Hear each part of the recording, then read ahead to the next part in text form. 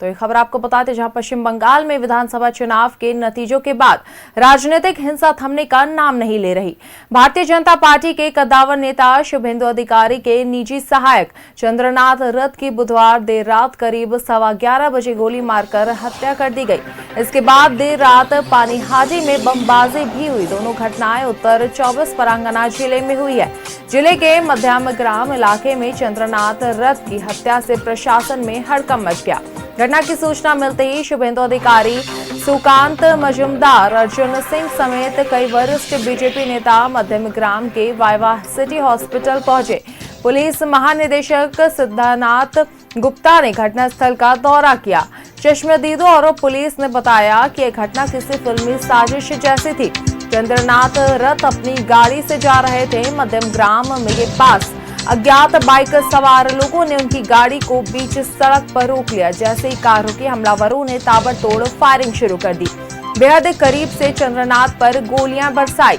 चंद्रनाथ के सीने में 3 गोलियां लगी। घटना के तुरंत बाद मध्यम ग्राम और आसपास के इलाकों में भारी तनाव फैल गया। सूचना मिलते ही पुलिस ने आला अधिकारी मौके पर पहुंचे और पूरे इलाके की घेराबंदी कर दी। हमलावरों की तलाश में जगह जगह नाकेबंदी की जा रही है। कार्यकर्ताओं ने इस हत्या के विरोध में घटनास्थल पर विरोध प्रदर्शन शुरू कर दिया। जय श्री राम के नारे लगाए और हत्यारों की गिरफ्तारी की मांग की।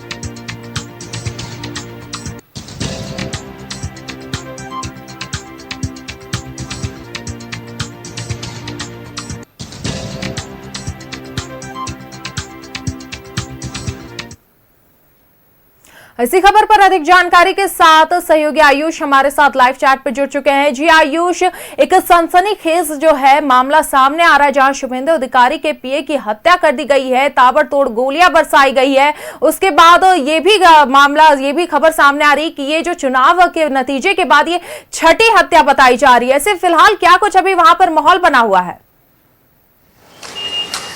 देखिए, माहौल मध्यम ग्राम में इस वक्त पूरी तरह से भय का बना हुआ है और स्थानीय लोगों में खौफ का माहौल है, क्योंकि शुभेंदु अधिकारी जो कि भारतीय जनता पार्टी के कद्दावर नेता हैं, भवानीपुर विधानसभा सीट से और नंदीग्राम विधानसभा चुनाव जीतकर वो अभी आए हुए हैं और सीएम की रेस में नंबर 1 पर चल रहे हैं।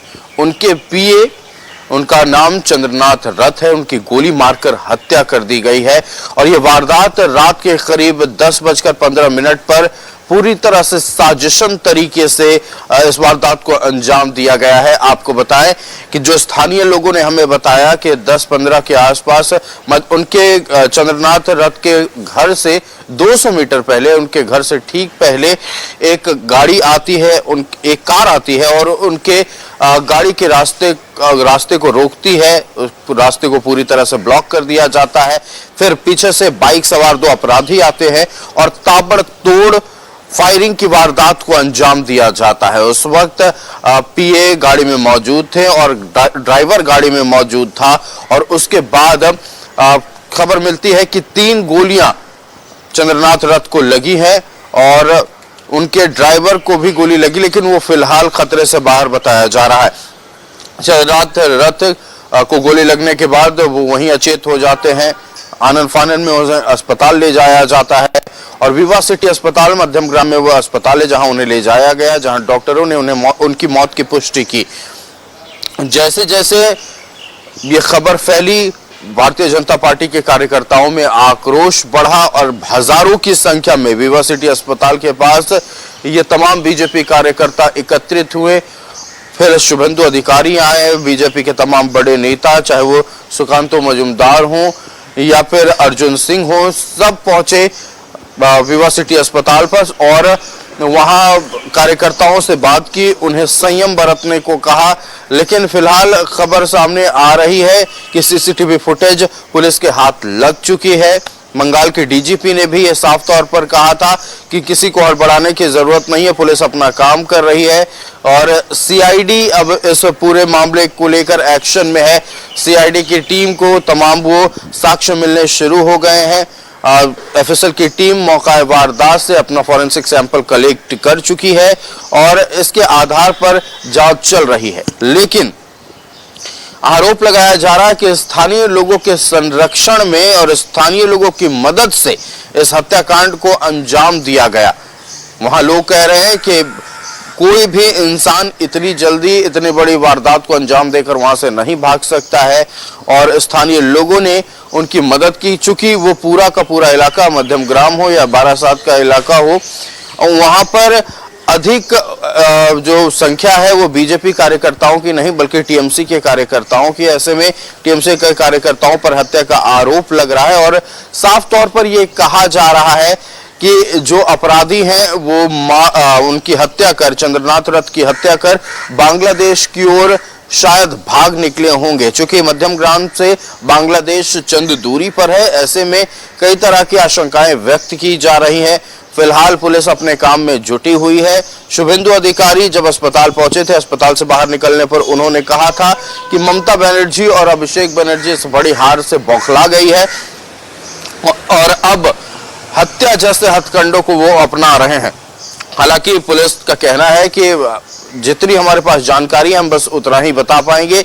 ये चूंकि बहुत ही संवेदनशील मामला है, इस पे कुछ भी बताना समाज में एक गलत संदेश दे सकता है। इसको लेकर फिलहाल तमाम तरह की सतर्कताएं बरती जा रही हैं। शुभेंदु अधिकारी ने कहा है कि प्रधानमंत्री ने हमें संयम बरतने को कहा है, उन्होंने खुद भी कार्यकर्ताओं से संयम बरतने को कहा है।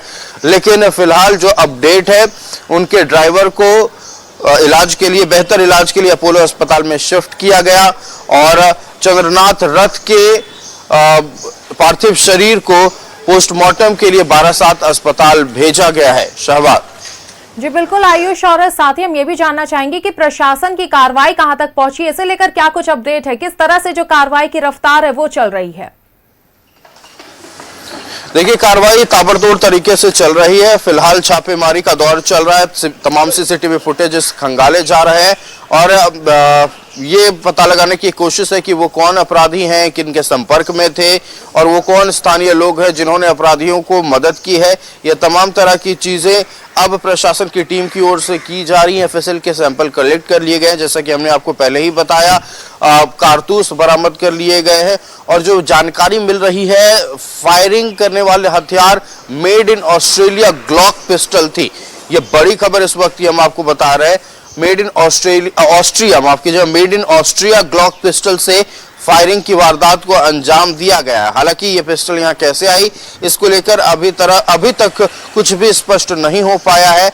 लेकिन ये खबर है कि 12 से 14 राउंड फायरिंग चंद्रनाथ रथ के वाहन पर की गई थी, उनकी गाड़ी पर की गई थी। 3 गोली चंद्रनाथ रथ को लगी थी, एक सिर में, एक पैर में और एक छाती में लगी थी और बेहद ही करीब रेंज से गोली मारा गया था। इसीलिए थोड़ा भी चांस नहीं बचा था कि उनको बचाया जा सके। हालांकि अस्पताल जाने पर डॉक्टर ने मृत घोषित कर दिया था। दूसरी तरफ मध्यम ग्राम में सुरक्षा के मद्देनजर फिलहाल सीएपीएफ की 2 कंपनियां तैनात कर दी गई हैं। वहीं रैपिड एक्शन फोर्स के भी पूरी तरह से टीम तैयार कर दी गई है। भारतीय जनता पार्टी के कार्यकर्ता पूरी रात विवा सिटी अस्पताल के सामने डटे रहे। हम भी जब अस्पताल पहुंचे तो वहां का माहौल बेहद गमगीन था। वहां बीजेपी के महिला कार्यकर्ता हो या पुरुष कार्यकर्ता हो, पूरी रात सिर्फ ये कह रहे थे कि देखिए, हम टीएमसी वाले नहीं, हम संयम बरतते हैं और इसी वजह से हम अभी तक शांत हैं। लेकिन हमारी शांति को वो लोग कमजोरी समझ रहे हैं, ऐसा लगातार भारतीय जनता पार्टी के कार्यकर्ताओं ने कहा फिलहाल। लेकिन देखिए, पूरे युद्ध स्तर पर पड़ताल शुरू है। शुभेंदु अधिकारी ने भी ये कह दिया है कि हम कानून पर विश्वास रखते हैं और कानून को अपना काम करने दिया जाएगा। वहीं दूसरी तरफ तृणमूल कांग्रेस ने सोशल मीडिया प्लेटफॉर्म एक्स पर पोस्ट करते हुए ये लिखा है कि देखिए, इस हत्या की हम निंदा करते हैं, हमारे भी 3 कार्यकर्ता मारे गए हैं और हत्या की आग भड़काने के लिए भारतीय जनता पार्टी को ही, माफ कीजिएगा, हिंसा की आग भड़काने के लिए भारतीय जनता पार्टी को ही उन्होंने जिम्मेदार ठहरा दिया। दूसरी तरफ वो टीएमसी जो कल तक सीबीआई पर भरोसा नहीं करती थी, उस सीबीआई ने चंद्रनाथ रथ हत्याकांड मामले की कोर्ट की निगरानी में सीबीआई से जांच कराने की मांग की है। शहबाज जी बिल्कुल आयुष, चलिए आप नजर बनाए रखिएगा क्योंकि आगे बहुत कुछ खुलासे होने हैं, तो देखना है कि इसमें क्या कुछ मामले सामने आते हैं। फिलहाल हमारे साथ जुड़ने के लिए और ये तमाम जानकारी साझा करने के लिए बहुत बहुत शुक्रिया आयुष।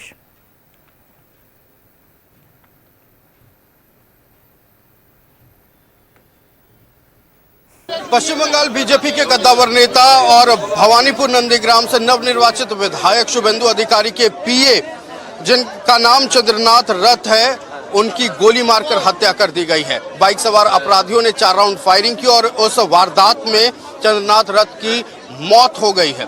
इसके बाद लगातार भारतीय जनता पार्टी के कार्यकर्ताओं में आक्रोश बढ़ता जा रहा है। फिलहाल पार्थिव शरीर इस अस्पताल के भीतर है। इस अस्पताल का नाम विवा सिटी मल्टी स्पेशलिटी हॉस्पिटल है और आप अस्पताल के भीतर और बाहर दोनों की तस्वीरें देख सकते हैं, कैसे लगातार भारतीय जनता पार्टी के कार्यकर्ताओं का जुटान हो रहा है।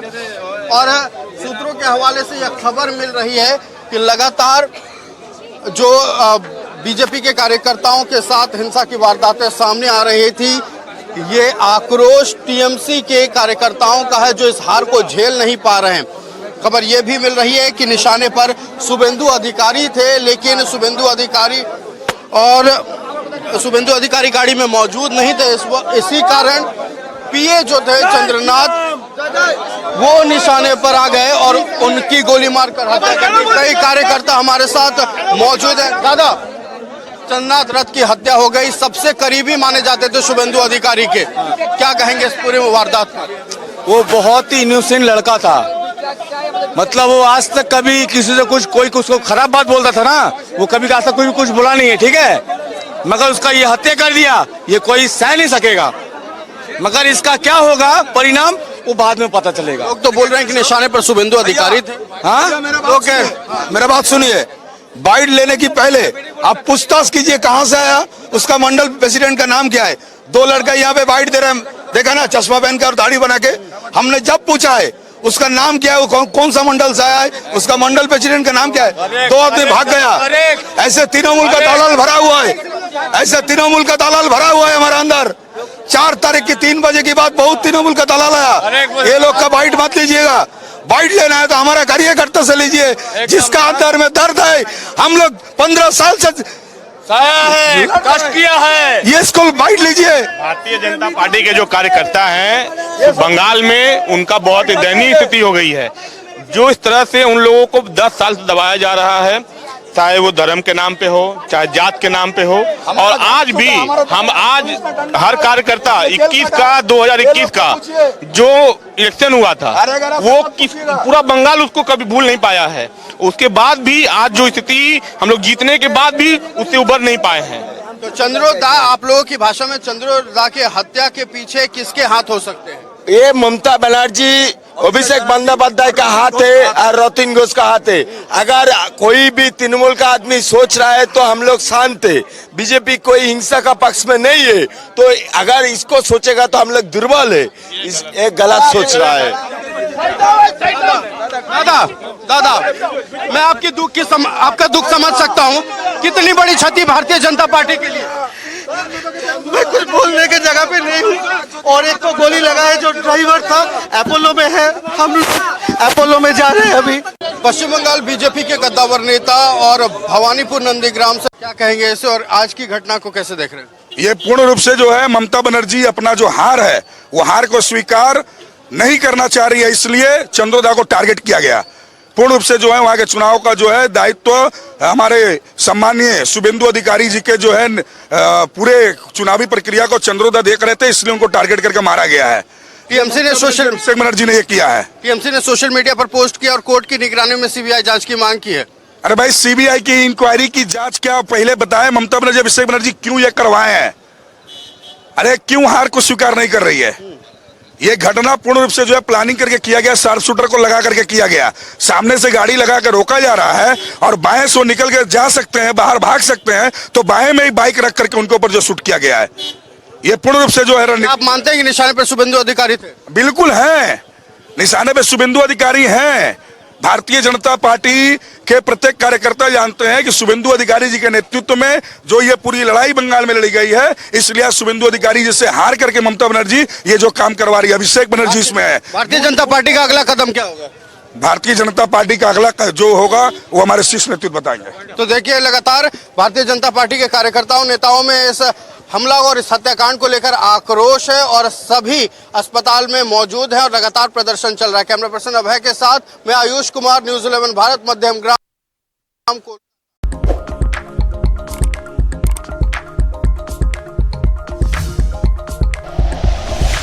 Like and share videos, subscribe करें हमारा चैनल और प्रेस करें बेल आइकॉन। News 11 भारत, सच है तो दिखेगा।